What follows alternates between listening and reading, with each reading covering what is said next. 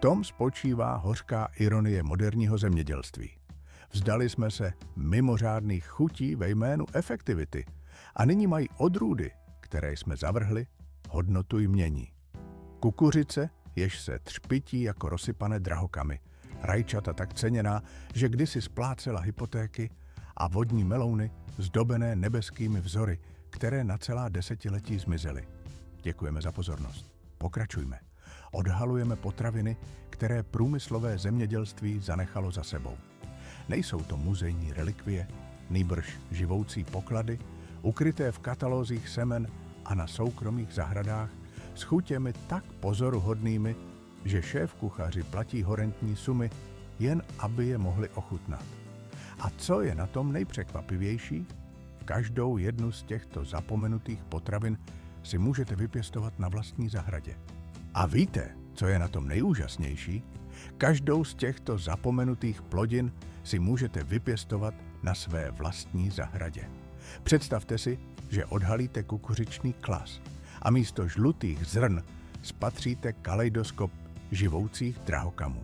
Kukuřice Glass Gem nevypadá jen nadpozemsky, představuje jednu z nejkrásnějších náhod v historii zemědělství. Tato ohromující odrůda se zrodila z vášně Carla Barnese, farmáře z Oklahomy, který v 80. letech 20. století zkoumal své cherokéské kořeny. Barnes skřížil prastaré odrůdy, miniaturní popcorn kmene Pony, Osage Red Flower a cherokéskou kukuřici. A stvořil něco, co připomínalo spíše umění než zemědělství. Každý jednotlivý klas odhaluje unikátní duhový vzor s průsvitnými zrny v odstínech šeříkové, smaragdové, jantarové a rubínově rudé. Když se v roce 2012 jediná fotografie této kukuřice stala virální, proměnila se v symbol obrody starých odrůd osiv. Tato kukuřice však nabízí víc než jen fotogenickou krásu. Jako odrůda s tvrdým zrnem dává vzniknout té nejchutnější polentě, jakou mnozí kdy ochutnali, s nasládlou ořechovou komplexností, vedle které se moderní kukuřice jeví jako mdlá a bez chuti. V čem je tedy háček? Kukuřice Glass Gem se nikdy neukázala jako komerčně životaschopná. Její doba zrání 110 dní a proměnlivý vzhled se neslučovaly s požadavky průmyslového zemědělství na uniformitu a rychlost. Co komerční svět zavrhl, toho se s nadšením ujali strážci osiv. Tím nezachovali jen rostlinu, ale i živoucí spojení se zemědělskou moudrostí původních obyvatel Ameriky. Ale živým dědictvím zemědělské moudrosti původních obyvatel Ameriky. Zatímco kukuřice Glass Gem oslňovala svou krásou, naše další odrůda uspěla díky ryzímu ekonomickému géniu. Během velké hospodářské krize, kdy byla naděje stejně vzácná jako peníze, se nevzdělanému majiteli opravných chladičů v západní Virginii podařilo něco, co se zdálo být naprosto nemožné. Marshall Cletus Biles vytvořil rajče tak výjimečné, že mu doslova splatilo hypotéku. Vyzbrojen pouze odhodláním a dětskou stříkačkou do uší pro ruční opilování, strávil radiátor Charlie 6 let křížením 4 různých odrůd rajčat.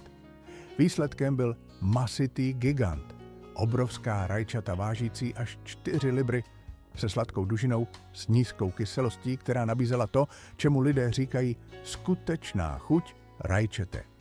Biles prodával své sazenice za $1 za kus, což byla během krize prémiová cena, a zákazníci za nimi cestovali stovky mil daleko. Za pouhých 6 let si vydělal dost na splacení své hypotéky ve výši $6,000, což odrůdě dalo její legendární jméno. Rajčata Mortgage Lifter však vymizela, když průmyslové zemědělství upřednostnilo hybridy vhodné pro přepravu před odrůdami s výjimečnou chutí. Tito obři byli příliš křehcí, příliš nepravidelní a jejich zrání trvalo příliš dlouho na komerční produkci.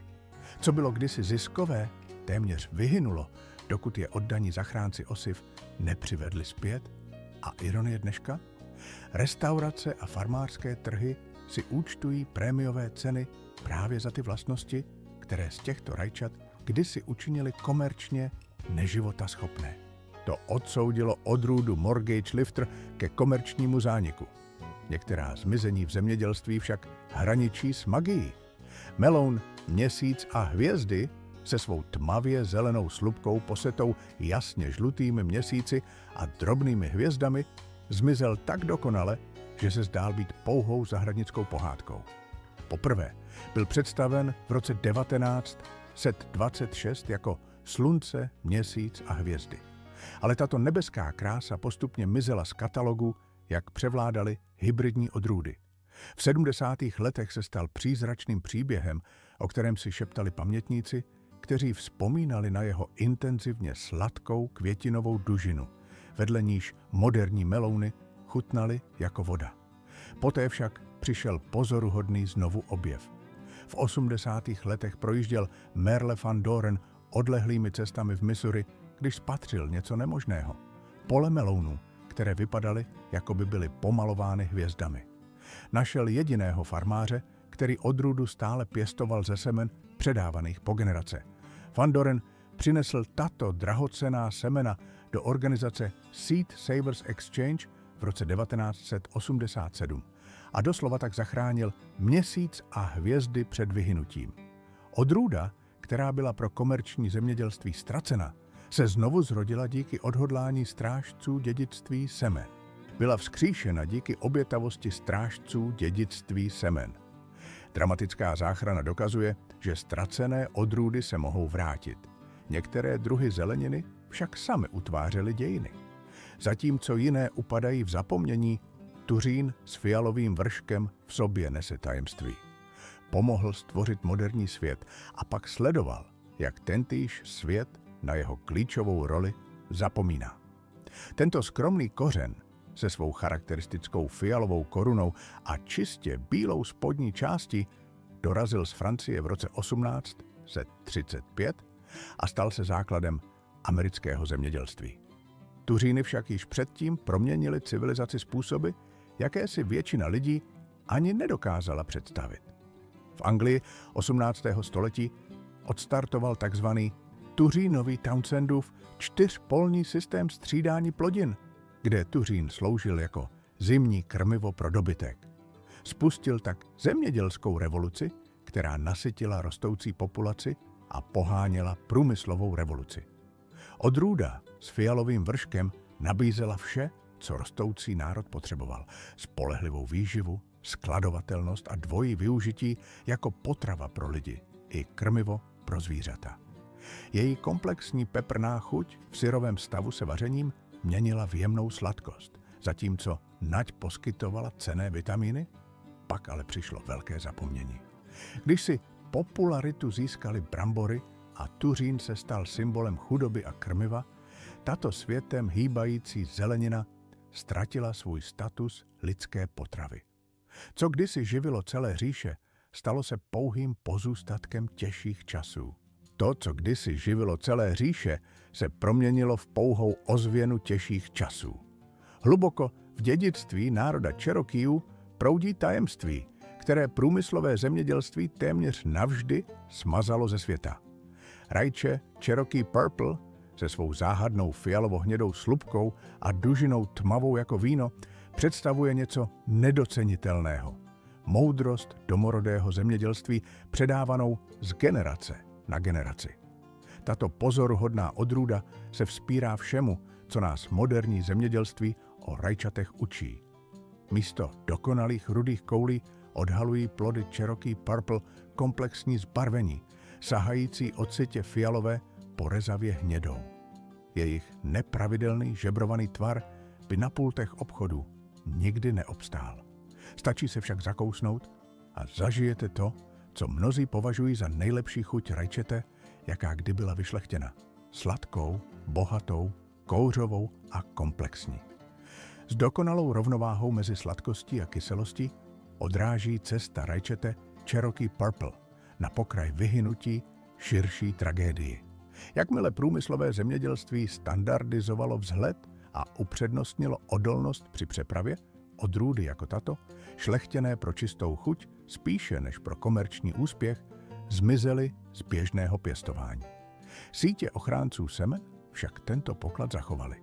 Fialová rajčata se stala symbolem něčeho většího, významu domorodých zemědělských znalostí a chuťového potenciálu, který existuje, když šlechtíme pro chuť a ne pro produkt. Od domorodé moudrosti odrůdy Cherokee Purple překonáváme oceán k evropské inovaci v její nejčistší podobě. Z kultivovaných farem 17. století v Nizozemsku pochází zelenina tak krásná, že působí spíše jako umělecké dílo. Fazole dračí jazyk s krémovými lusky a živými fialovými pruhy jsou vrcholem evropského zahradnického umění.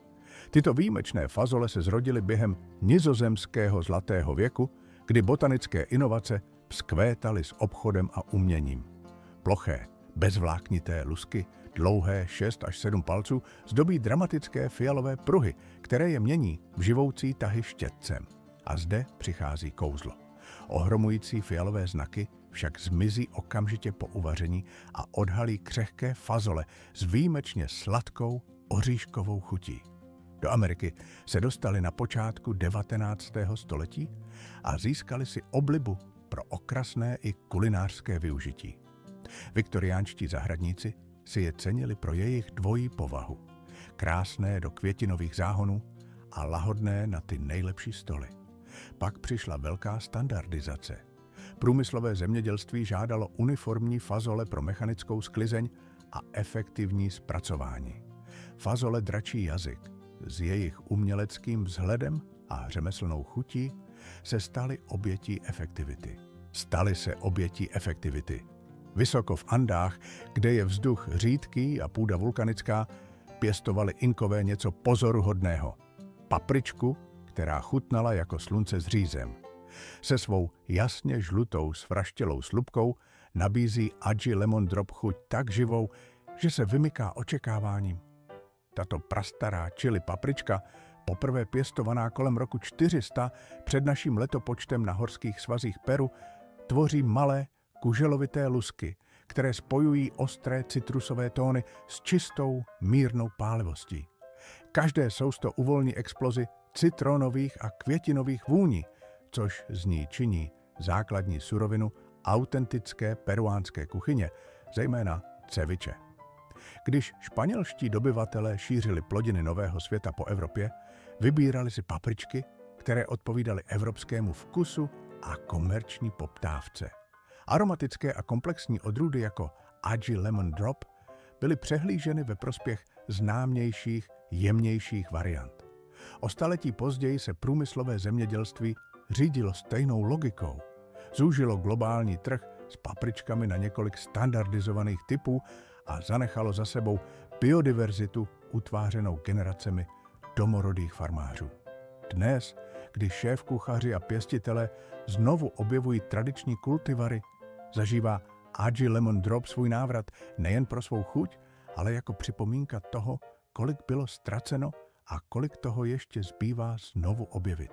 Někdy je třeba znovu objevit to, co bylo zapomenuto. Zachování dědictví si občas žádá překročení celých kontinentů. V roce 1873 si skupina menonických přistěhovalců, prchajících před pronásledováním na Ukrajině, přivezla něco cennějšího než zlato, semena pšenice turecká červená, která měla navždy proměnit americké velké planiny. Tato vysoká, odolná odrůda pšenice v sobě nesla něco, co moderní zemědělství z velké části ztratilo. Schopnost prospívat v drsných podmínkách a zároveň poskytovat výjimečnou chuť. Turecká červená dorůstala do výšky 4 až 5 stop a její rozsáhlý kořenový systém dokázal čerpat vláhu hluboko z půdy. Čerstvě namletá dávala mouku s komplexními tóny kmínu a skořice, z níž vznikal chléb s charakterem, kterému se moderní pšenice nemůže vyrovnat. Do roku 1900 byla prakticky veškerá pšenice na 5 milionech akrů v Kansasu právě turecká červená. Tato jediná odrůda stvořila pověst Ameriky jako obilnice světa, živila rostoucí města a zajistila dominanci v zemědělském exportu. Pak ale přišla velká modernizace. Šlechtitele vyvinuli kratší zakrslé odrůdy, které se pod náporem větru nelámaly. Dozrávaly jednotně pro mechanizovanou sklizeň a produkovaly vyšší výnosy. Turecká červená se svou majestátní výškou a tradičními vlastnostmi se téměř přes noc stala přežitkem. Co jsme získali na efektivitě, to jsme ztratili na chuti. Moderní pšenice, šlechtěná pro průmyslové zpracování, vytváří chléb, který vyžaduje umělá aromata, aby dosáhl toho, co turecká červená nabízela přirozeně. Co turecká červeň nabízela přirozenou cestou. V roce 1902, když seminářská společnost Burpee představila Lilac Black Beauty, stvořila to, co se na desítky let stalo americkým standardem. Tato lesklá, temně fialová nádhera představovala vrchol viktoriánské zahradní sofistikovanosti, zelenina stejně elegantní jako lahodná. Lilky Black Beauty se pyšnily klasickým kapkovitým tvarem a zářivou, téměř zrcadlovou slupkou, jež odrážela světlo jako leštěný obsidián. Každá rostlina nesla 4 až 6 statných plodů o váze 1 až 2 liber, s krémovou dužinou, která se vařila k dokonalosti bez hořkosti běžné u moderních odrůd. Po většinu 20. století vládl Black Beauty v amerických zahradách neomezeně. Jeho vynikající textura, méně vodnatá a podstatně hutnější než u dnešních komerčních odrůd, z něj učinila preferovanou volbu pro vše od italského melanzane po blízkovýchodní baba ganoush. Pád této odrůdy však přinesly známé priority průmyslového zemědělství. Vyšší výnosy, jednotná velikost a prodloužená trvanlivost. Hybridní odrůdy, které plodily více ovoce a déle vydržely přepravu, postupně vytlačily Black Beauty, navzdory jeho nepřekonatelným chuťovým kvalitám. Naše putování za ztracenými chutěmi vrcholí jedním z nejpůvabnějších překvapení ze všech. Okurkou, která se tváří jako citron, ale chutná jako léto uvězněné v jediné kouli. Citronové okurky se objevily během zahradnické renesance viktoriánské éry v 90. letech 19. století. Byla to doba, kdy domácí zahrádkáři vyhledávali odrůdy, které byly stejně tak krásné jako užitečné. Tyto plody velikosti tenisového míčku s jejich jasně žlutou slupkou a kulatým tvarem se rychle staly oblíbenými mezi těmi, kdo si v zahradě cenili novinek a půvabu. Jejich kouzlo však nebylo jen vizuální. Na rozdíl od běžných zelených okurek mají citronové okurky křupavou, sladkou dužinu bez hořkosti a jemnou slupku, kterou není nikdy nutné loupat. Díky svému kompaktnímu tvaru jsou ideální pro nakládání, plnění nebo dokonce k jídlu v celku jako kus ovoce. Jejich zmizení vypovídá více o potravinovém systému než o rostlině samotné. Jak se průmyslové zemědělství zaměřilo na jednotvárné podlouhlé okurky, které se snadno vešly do strojů a na pulty supermarketů, byly svérázné a chutné odrůdy jako citronová okurka tiše zatlačeny do pozadí. Příběh těchto zapomenutých potravin není o vyhynutí, je o kompromisech.